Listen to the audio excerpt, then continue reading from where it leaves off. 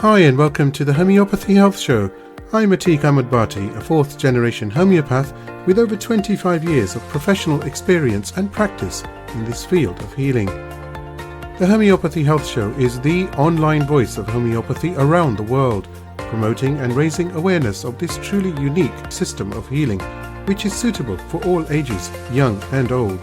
Every week I invite guests from the world of homeopathy to come and share their experiences, their work, offer insights, and essentially talk all things homeopathy.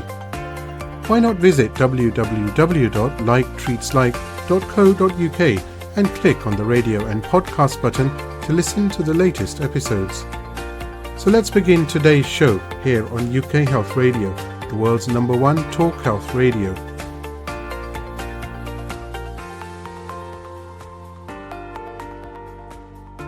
Hi and welcome to part 2 of my conversation with Ian Watson. Do make sure to check out part 1, which came out last week and is available to listen to on all podcast platforms, or just Google Homeopathy Health Show. So that takes me on to asking you, what is your guidance and advice about, these times that everything that we've spoken to about, and essentially about how to stay centered when life can become challenging? What are the keys? Do share. What's the way forward for those who can become perhaps easily overwhelmed or just overwhelmed because of whatever it is in life that's affecting them? Yeah, I think we've already touched on a couple of what I would consider the keys. One would be if you can find a place of knowing, a place of certainty, that you have well-being inside you, no matter what, that it's not contingent upon your life, looking a certain way or continuing to be a certain way. If you know that there's a place within you that you can always fall back on, that you can find your solid ground, let's say, that to me is a good starting point, is to know that there is a place to be found within each of us, where we can get replenishment, we can, let's say, come home to ourselves. We can find that place of that sense of being at one with yourself, and that it's always available under all circumstances. It's something that we lose sight of, but we can never lose. So that to me is the first piece that's very, very helpful. I think the second thing that's really helpful is to know that we have access to a deeper wisdom than we often credit ourselves with. And this, I think, largely has to do with the Western tendency to over-rely on the intellect for everything. That's been very much a tendency for the last, couple of hundred years in the West. There's a very interesting conversation that Carl Jung, it was recorded that he had a conversation once. He was traveling in the US and he was invited to meet with a Native American chief. And they were able to have a little conversation on one of those adobe rooftop buildings in Santa Fe, I think it was, in New Mexico. And it was recognized that Jung was a wise individual. He had a lot of wisdom, and he also had respect for the elders of the indigenous tribes. And so they had this little meeting, and they were very candid with one another. And the Native American said to Jung very directly, he said, what is it with you Westerners? We don't understand you at all. And Jung was like, what is it that you don't understand? And he said, well, it's like you're running around, you're so anxious. We can see it on your face. You have this stress on your face. You're not at peace. And Jung was like, yeah, I can't really argue with that. You're right. What's your diagnosis? Why do you think that is? And the guy looked at him. He said, you know what your problem is? He says, you think with this. And Jung was like, well, yeah. What do you think with? The guy said, we think with this, pointing to his heart. And that was a turning point in Jung's life and in his own understanding, because he realized that was not only true for himself, but he realized that was the psychological disease of the West. He came to recognize, oh my God, this is why neurosis it's so endemic in the West that we think it's normal. And yet when he traveled to other countries, he traveled to Africa, for example, it was virtually non-existent. And he realized, well, we've got used to a certain way of using the intellectual mind, which essentially overusing it. We're relying on it for everything. That's not its job. That's not what it's built for. And it's very good at, if you want to catch a train somewhere and you need to organize a limited amount of data, it's really good at that. It's, I'll repertorize a case as a homeopath. It's good to have the intellect on board for those kind of tasks. But when life presents you with something that you've never faced before, you've got a matter of the heart that needs to be taken care of, whether it's in a relationship or something to do with your life path, or a major health challenge, for example. The intellect is not up to this kind of level, and you won't find anything in your database, the brain database, that's going to carry you through what are essentially unknown waters. But the good news is that, as the Native American pointed out, if we listen to this, we can tap into a deeper source of wisdom, which will help enable us to navigate through times that we've never encountered before. And people do this all the time. When people are faced with some life challenge that they never anticipated, this is often when people do heroic things. They do courageous things, and often they do things that they wouldn't have even considered themselves capable of doing. And when they're asked afterwards, well, how did you know to do such and such? What do they say? Well, I didn't stop to think. I didn't have time to think. Right? Yeah, absolutely. Had I got into my head about it, I probably wouldn't have. I would have talked myself out of it. I wouldn't have done this thing that actually turned out to be the necessary act. And so that points to the fact that we all have access to this deeper intelligence. Sydney Banks called it universal mind, universal intelligence. I don't think it's any different to what the homeopathic community looks at as the vital force, the life force intelligence itself, that which is renewing and replenishing the cells in our body every moment of our life. It's digesting our dinner right now. It's taking care of so much that we don't have to even get involved with. Well, that same intelligence, which is also making all the plants and trees grow, it's keeping the planets in their respective orbits. That same intelligence, we can also tap into that at any moment in our life. But in order to do so, we have to give up this. We have to let go of what we think we know and fall back on that, what we might call intuitive or instinctual way of knowing, that listening from the heart rather than from the head. And to me, that's probably the other most helpful piece, I think, other than what I would call the innate well-being piece, is to recognize that we have access to guidance, but we have to be humble enough to ask and to be willing to listen to what arises from that deeper level. You mentioned this wonderful example that Carl Jung has shared, and recently I had the honor to, it was something different for the Homeopathy Health Show, but I had the honor to interview, or talk to, should I say, Wes Finday, who is from Sweetgrass First Nation from Saskatchewan in Canada.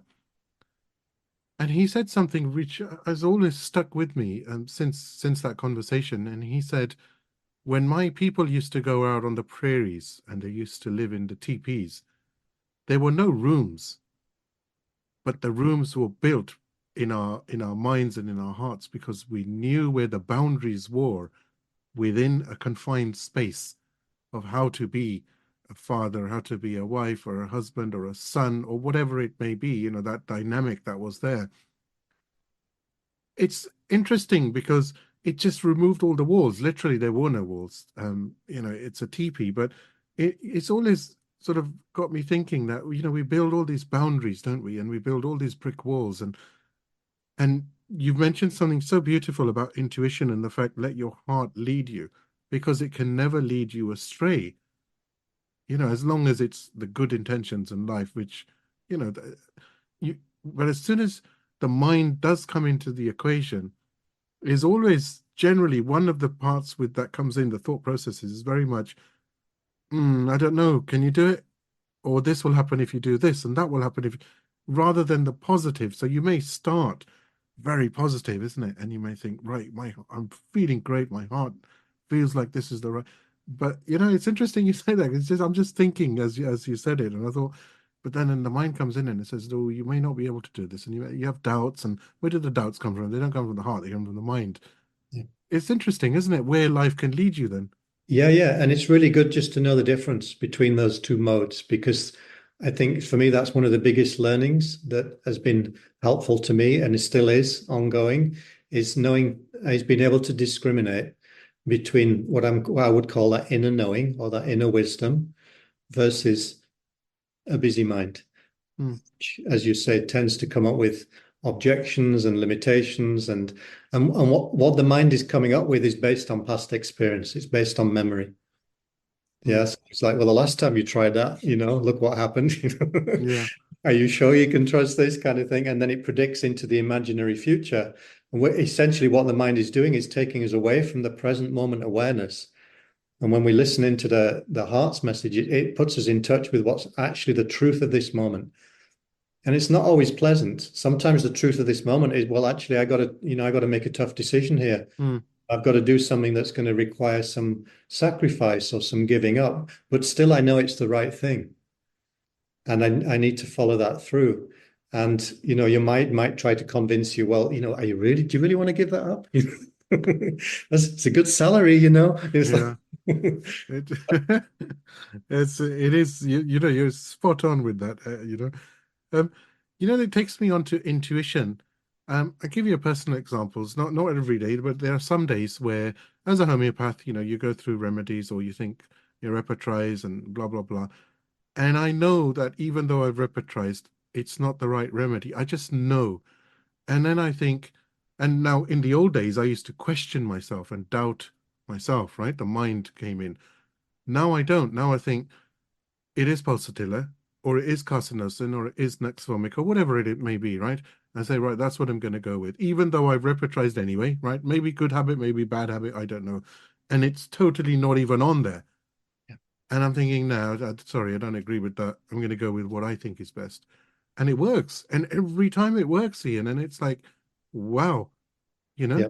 I made the same discovery, and yeah, I recognize that sometimes I knew straight away just by, in the initial few minutes, I knew exactly what a person needed. And then I went through the process that I was trained to go through, like yourself. And then I found myself talking myself out of what I knew they needed. Mm, And whenever if I gave something that came from here, it never worked as well. And so having had that experience a few times, I gave myself permission, like you have, to I'm gonna follow this. If it feels right, I'm gonna follow it. And sometimes the inner feeling was, it didn't tell me what to do. It just told me that what I thought wasn't correct. mm. It was just, Interesting. it was just alerting me to that. Like you said, the repertoire would say, this is the remedy. And yet my heart would say, no, it isn't. Yeah. So, Yeah. and that's enough, at least that's enough, because that tells me, okay, I need to sit with this a bit longer. Maybe I need to speak to the person again. Maybe there's something that I haven't yet understood in this case. Sometimes that was the case. I actually need to go back and get a bit more information. Mm. Sometimes I just need to get a fresh perspective on it, have another look at it, and then something would click into place. And when it does, you know it, right? Yeah, absolutely. That's the difference. Yeah. So, in terms of how do we navigate, we listen to that difference. We learn to recognize when it doesn't feel right, when it feels off, even though our mind's trying to convince us, we know when it feels off. And we also learn to recognize when it feels right. And then there has to be a willingness to act on that. Even sometimes I've made the remedy. Let's say I've repertorized, I made it. And just at that moment, it's like, it's not the right remedy Yeah. or remedies, whatever, and I'm thinking, okay, so let me forget that. And then I'll start with what my heart is telling me, Yeah. you know, what I'm being drawn to, let's say, what am I being attracted to? And it works. Yeah. And it's fascinating to be able to go through that. You've, of course, experienced it, as you so wonderfully said.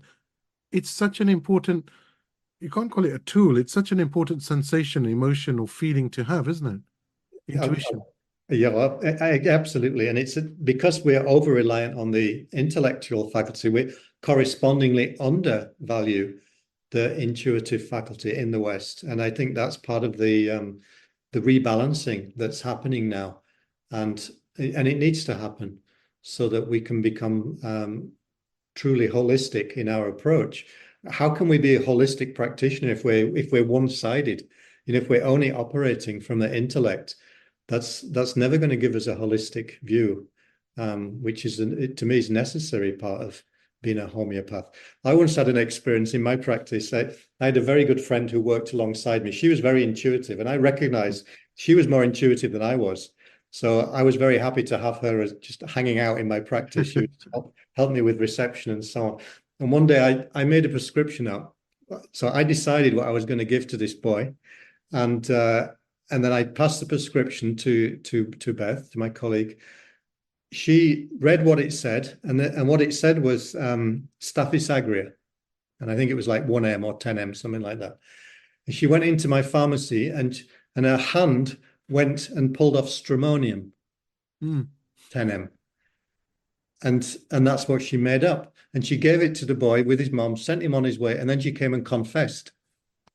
And she said, like, I don't know why I did this. She said, I know you wrote, she said, I've looked at it again. I know what you wrote. And I didn't give that. I meant to, but I didn't. And you know what? As soon as she told me stramonium, I knew that that was right and what I'd written was incorrect. It's brilliant, that feeling though, isn't it? I just, and it never occurred to me, but as soon as she said it, I was like, oh my God, yeah, why couldn't I see that? And it turned out to be a brilliant remedy for him. It's just recently I was repertorizing a case, and I thought, no. And you mentioned something really interesting. You said sometimes you just know right at the start. Yeah. And I knew it was pulsatilla. I just knew. And of course, being me, I went through the books, went through the repertorization, blah blah blah. But then I still gave pulsatilla. I thought, no, the other remedies, no, it's not Natmio, it's not Ignatia, it's pulsatilla. Gave it.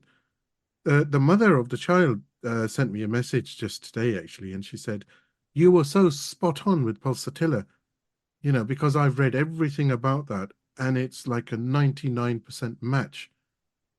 Now, I didn't ask 99 questions, but you just know, isn't it? It's a very strange phenomena. You just know it's that. There's this sort of feeling of magnetism, isn't it? Or you're being attracted to a remedy, It's a kind of to me, it's a difference between thinking and knowing. They're two different modes. And this kind of knowing that we're describing, it's a knowing without knowing how you know. Wow. Right? Yes. Yeah. Which, as a homeopathic student, for example, is problematic because at that stage you have to justify why you're giving what you're giving.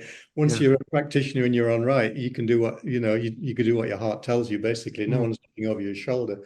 But essentially, it's between you and your own conscience. But I think that knowing without knowing how you know, that to me points to the fact that that knowing is coming from a wisdom, it's coming from a source, an intelligence, which is beyond your personal mind. Yeah. And that's what I was pointing to earlier, where I said we have access to that. And that's to me one of the key things that helps people to navigate through challenging times is to know that you can fall back on that. And people say, yeah, but Ian, how do I access that? I forget. I say, well, to me, what I find helpful is if I get stuck, if I get up against something and I can't see the way forward, I don't know what to do. And that's just the truth of the moment. What I've learned to do is I ask for guidance. I hand it over, and I do so sincerely, not just as a kind of superficial ritual, and this is something that I learned early in my homeopathic career. If I didn't know what to do, I would not do anything. I say, okay, I'm not clear.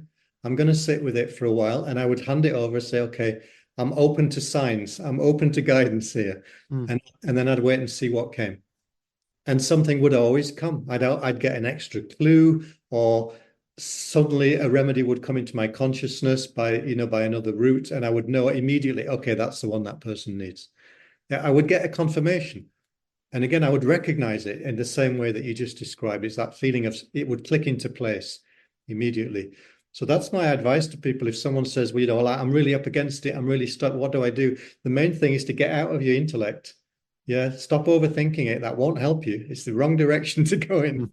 You're just going to get more and more confused if you keep overthinking it. What you want to do is to go the opposite direction. Basically, that's why we say, let me sleep on it, because we know intuitively, if I stop thinking about it, the mind opens like an aperture. Something will come into that space that you couldn't see before. And you'll you're 100%, you're spot on again, because it's happened to me many times, and I'm stuck, and I'm thinking it's not going to be that, and it's not going to be this remedy, and this is not the way forward. And I let the patient know. I'm saying, look, you need to give me some time. and literally I sleep on it. Yeah. And it doesn't mean I wake up with the remedy, but during the next couple of days, there may be just I might be driving, going somewhere, go grocery shopping or whatever, or just going for a walk, and it just pops into your head, and it's so powerful that you think it's got to be that. This is not me just pretending that I know. No. It came from somewhere, right? I didn't know it was going to be that remedy. How could I even have thought of that remedy? And it's amazing, isn't it? It's amazing phenomena.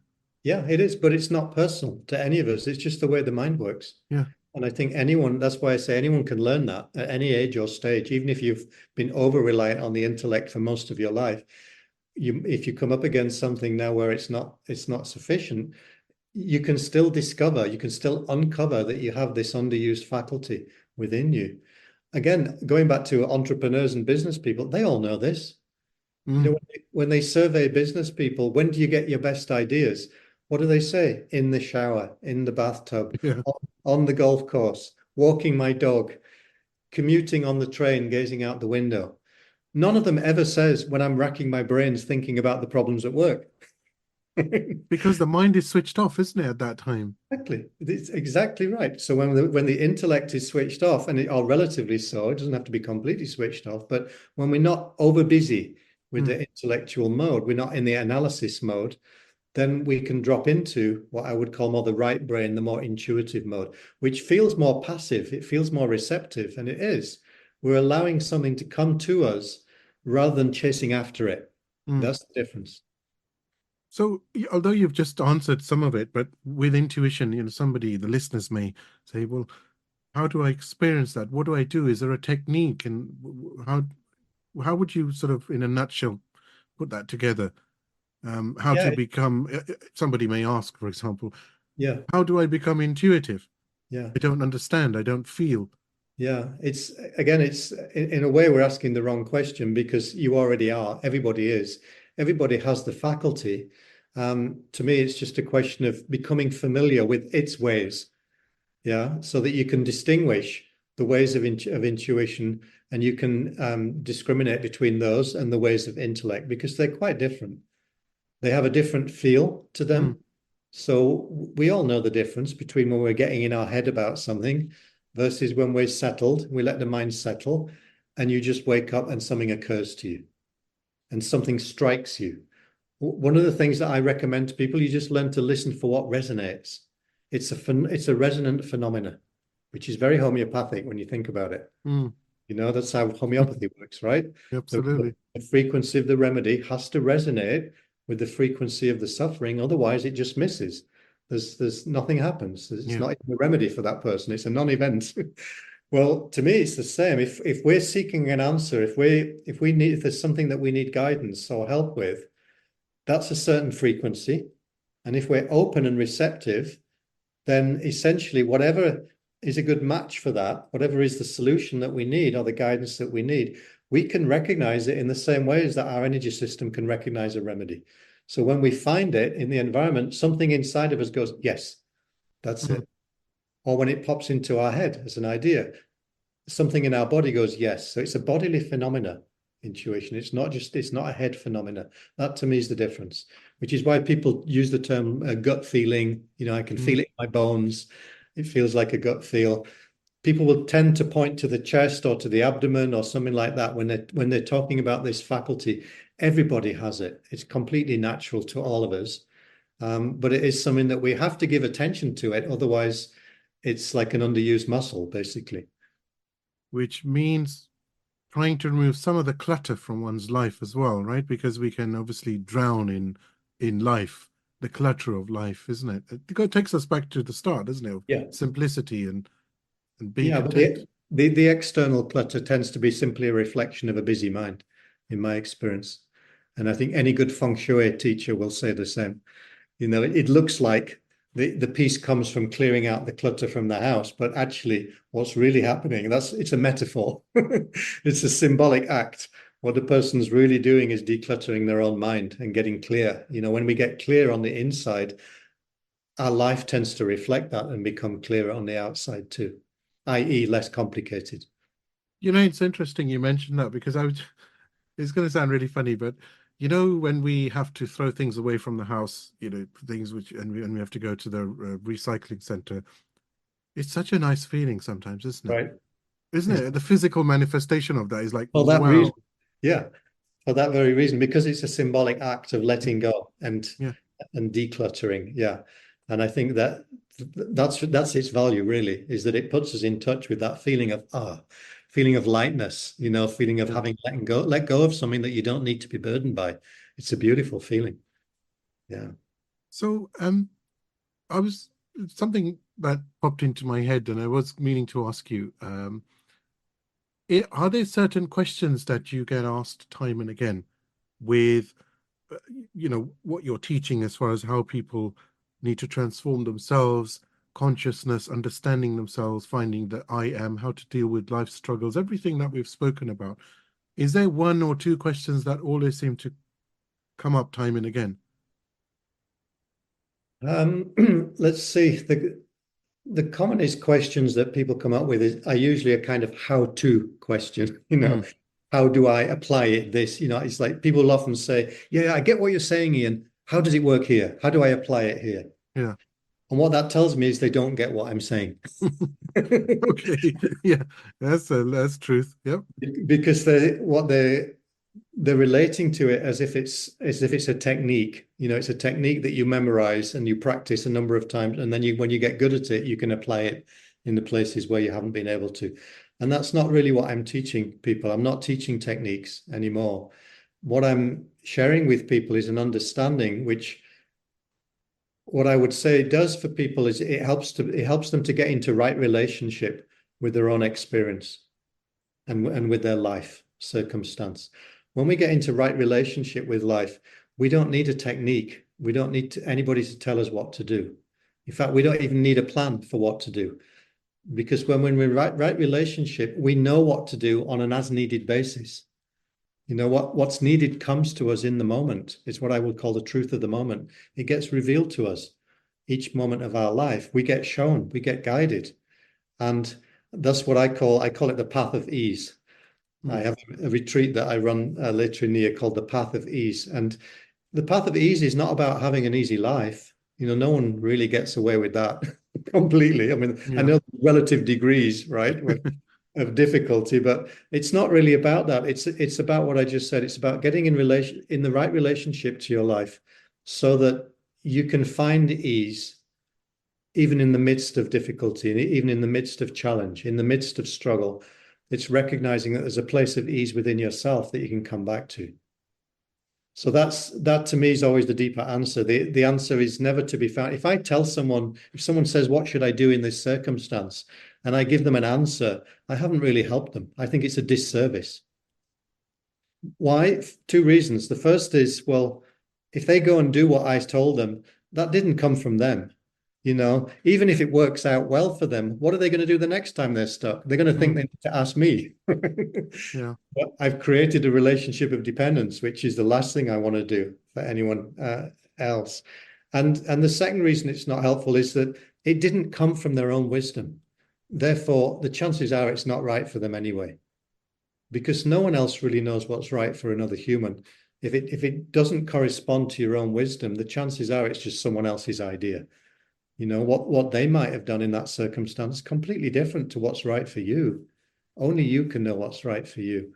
So even though I get a lot of those kind of how-to questions, my answer tends to be an answer like that.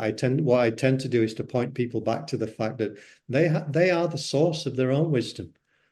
If they're willing to just let the mind quieten and listen into that deeper intelligence, Mm. they can find their own answers and they can trust that.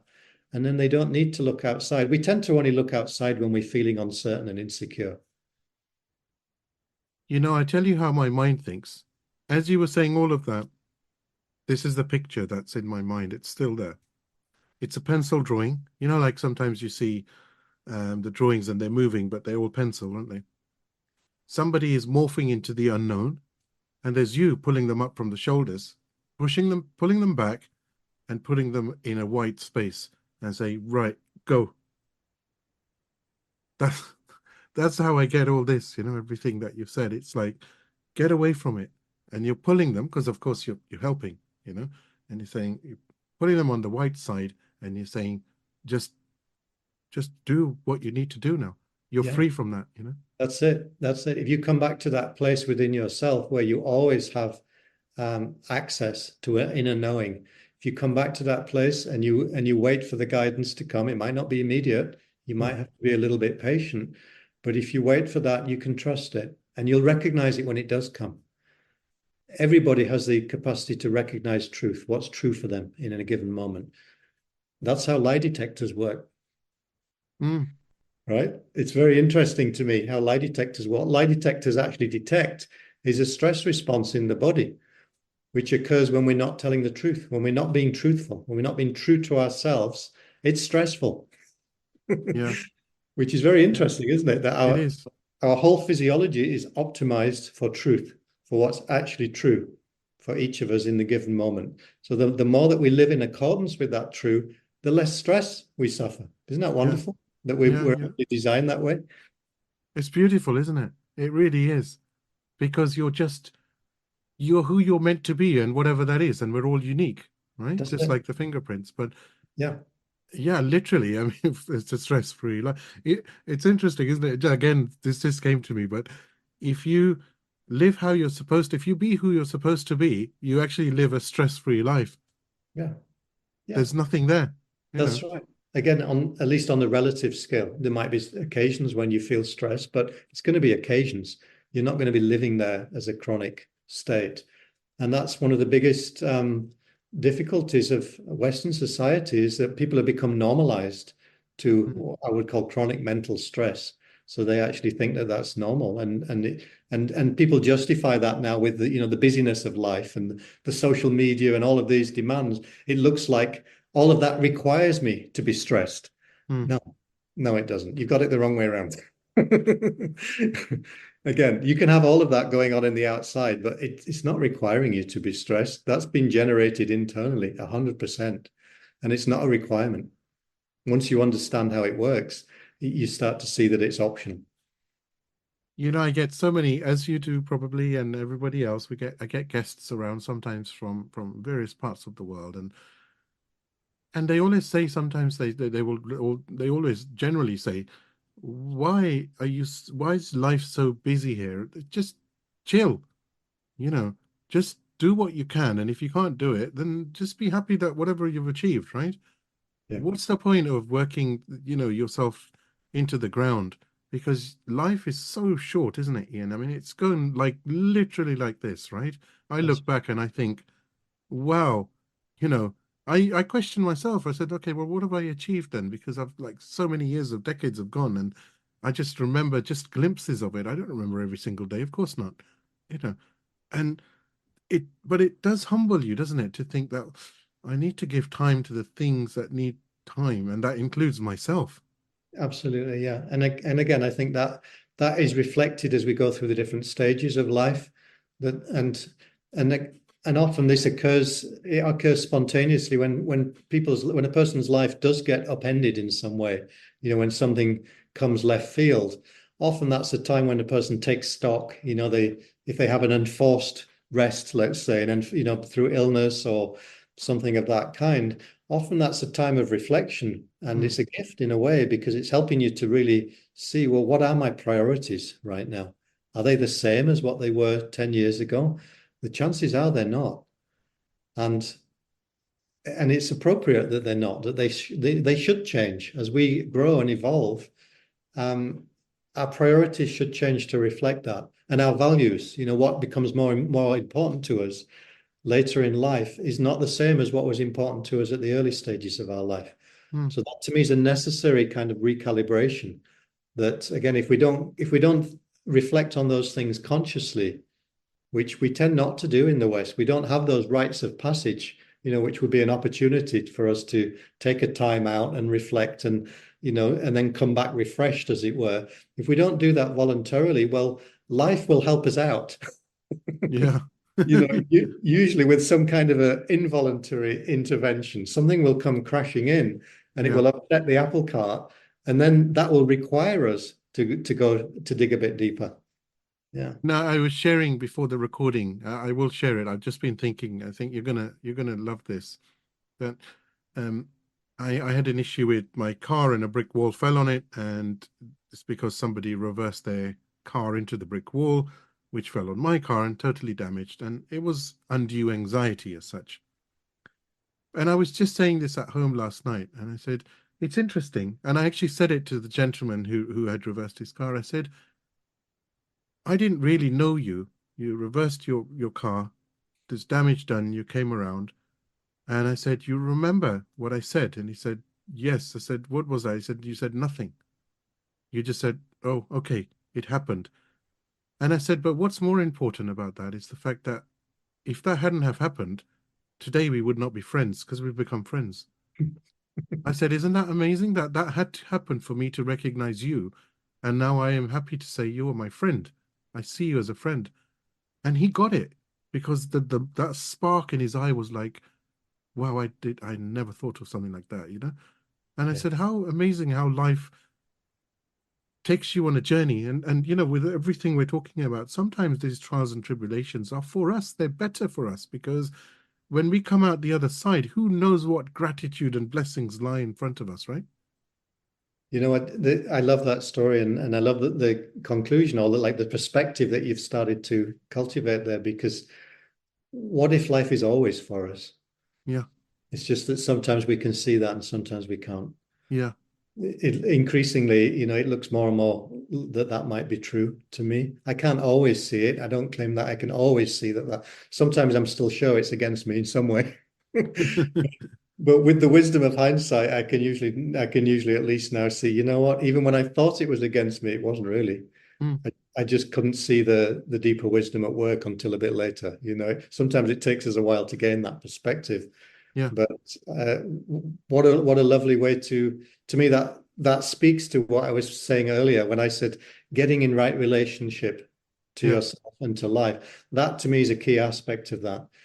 If you have the attitude that whatever life brings into your experience is for you, it's not against you, yeah, then that is going to put you in right relationship to life. yeah. Absolutely, it is, and it's life changing, isn't it? It's totally different. I mean, I'm so happy it happened now, you Well, know? it takes away the resistance to life, and it also takes away the judgment, Yeah, and therefore it takes away the unnecessary suffering. The Byron Katie, when you argue with reality, you suffer. yeah, Right? So if we're not arguing with reality, we accept what comes, and then we respond from our own wisdom, then everything is raw material, let's say. yeah, yeah, It's absolutely. it's all something that we can benefit from it, whatever it is. Well, it's as homage to the famous movie. Um, I'm gonna forget what the movie was, but It's a Wonderful Life, Oh yeah. isn't it? Yeah. What was the name of the movie? How embarrassing. That is the name of the Oh, that movie. is the movie, isn't it? Okay, okay. Yeah, All yeah. right. It's That's the one they fine. show at Christmas, the Yeah, black yeah. and white. I saved myself. As long as I didn't say Home Alone. Yeah. That's another Even story. though sorry, Ian, let me start that again.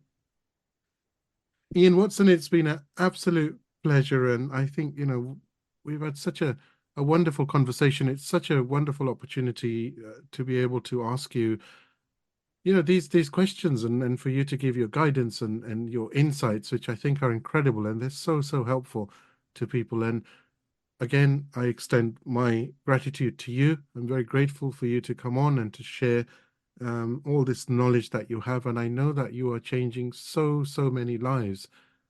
And how wonderful is that? Because as a parting thought, Ian, when I look at you, I see, and certainly I don't want to put you on the spot, but I'm just saying that if you have changed somebody's life, then further on, they may end up changing somebody else's life with that. And isn't that just, again, we go back to that, it's a wonderful life, isn't it? That how wonderful is that? Yeah, I agree, and I love that. An image that came to me just recently, actually, when I was giving a talk, was it feels like each of us has a candle, and if we're lucky enough that someone lights that candle for us, and we get to share that light and that fire with someone else, well, the really beautiful thing is, yes, they benefit, but we don't lose ours. Yeah, It's every time when, and you know this, when you're able to be of service in a way that's helpful to someone else, you feel the fulfillment and the joy and the sharing of in that experience is, that's what keeps us going, isn't it? Yeah, We get nourished by that too. yeah. So to me, it's the best job in the world. Yeah. Sometimes I get we were ending, we're nearly there.